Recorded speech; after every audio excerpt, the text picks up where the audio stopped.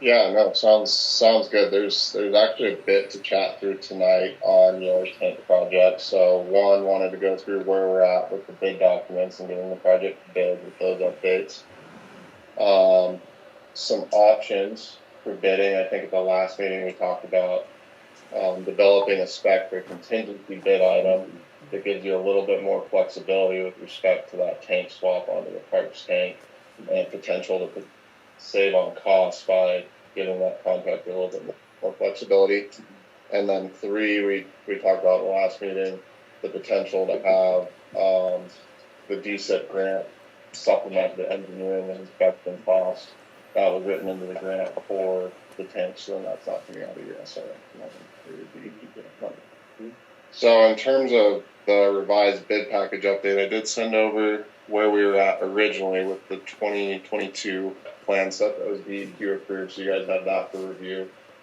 We have made a few changes, so one, getting the Buy America provisions in there that the DSIP grant requires, getting a DEQ extension on the approval. There's only a 1-year approval for those plans, so we could get that approved without a re-review, which saves at least 3 months. So they did approve that, which is great. Some minor changes to the plans just to get them up to date. So we're ready to send this over for board approval as early as tomorrow. I just want to chat through the options for bidding and how that temporary storage could impact what we do with our contract days. So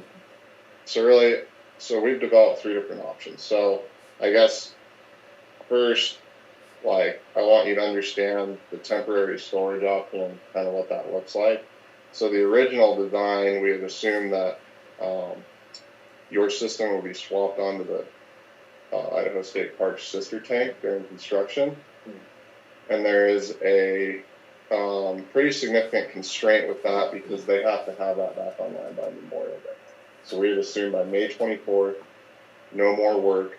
There's a hard deadline for any work on your tank until the 24th. So looking at an option to use a temporary storage tank, what that looks like is, and we talked to a couple different contractors that do this all the time, with Wyatt Iron, came out with it, so Caltempor and a few others. Basically, what they would do in this circumstance is bring in something on like a tractor trailer. It would be like we calc out a 15,000 gallon tank, which is the biggest they can pull in.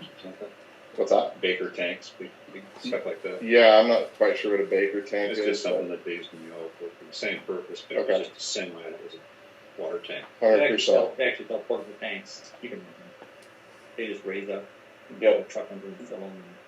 Usually in the 20,000 gallon range. Yeah. Hard to come by in the summer. Yeah. So that's what that would look like, and we would tap into your existing main line right there at the existing tank, and then you have more flexibility to work later into the year. Our contractor said typically those are about $30,000 a month. So originally when we developed the design, the money with only the SRF loan was raised out, so we didn't consider this. We would just make it work with the tank swap. But now that you have the $900,000 grant, it's worth considering this as an option, right? And it could even save on costs because if we go with the May stop date, then we're probably going to have concrete blankets and heating, and it's just going to be a little bit more difficult for those coatings, right? Any comment? Yeah, figured out. You see here, this time of year we use low water use is 278,000 gallons per day. Mm-hmm. Maybe by that time maybe we'll put a line stop in and we'll figure we fix some leaking lines. But with a 15,000 gallon truck, that's filling it 19 times in 24 hours. Yeah, so, and you bring up a really good point. So we need to understand what are the risks. You have a lot of startups at your well. So that's more work on those well motors. The other risk is your pressure can be significantly different.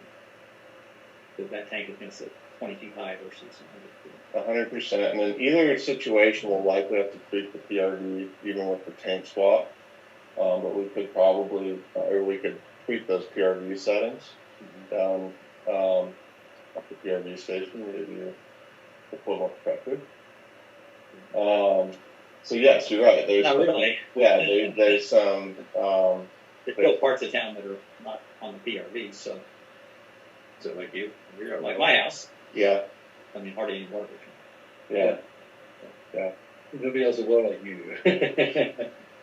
But also the amount of flow you get would be significantly lower too, because you just wouldn't do your head on that. That's over 18 psi, below where we are with the existing tank, it's 80 feet lower. Yeah. Will we keep our pressures above the 40 psi? Not up on Cape Horn Road unless it's That could become an issue, or we probably could get some temporary relief down to the minimum 20 psi. It'd be probably. But you just rebooster those. Yeah. It'd be complicated. Assuming the booster pumps are operational, then we're not having an issue with There's considerable risk to the complicatedness of our system. Yeah.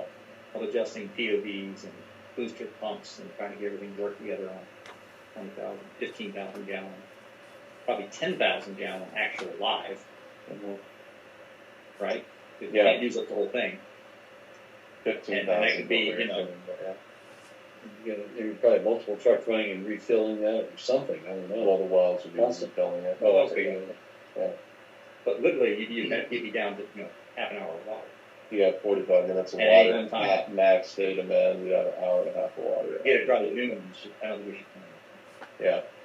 Can we just serial these tanks together and just have an end? Yeah. I mean, you should be able to hold them together. So we would, They are constantly filling. in our spec, we would have that the contractor would have to maintain system. Some of these things would be. It's really hard to do. Yeah. Yeah, I wouldn't want to do that with a contractor. Okay. I would get done in April. Do we use in a day, Okay. or an hour? Well, right now, an hour? I could just take a I'm picture. just wondering if our wells produce as much as we ever use in an hour, it might be an option for a It's booster. like it's about 12. An irrigation booster pump on it, with a VFD About drive, 12,000 gallons to an hour. maintain that pressure all the time. Yeah. Yeah, you can do a temporary VFD. The tough thing with those VFDs is the lead times. We don't have an AVFD or anything, so. No. No, we talked about some time ago, but even now the issue is. Yeah. Sometimes you get an irrigation pump big enough, the irrigation pump company has the Can VFD. you To go along with the irrigation pump. Yeah. Certain pressure. It's just a thought. Yeah. Give us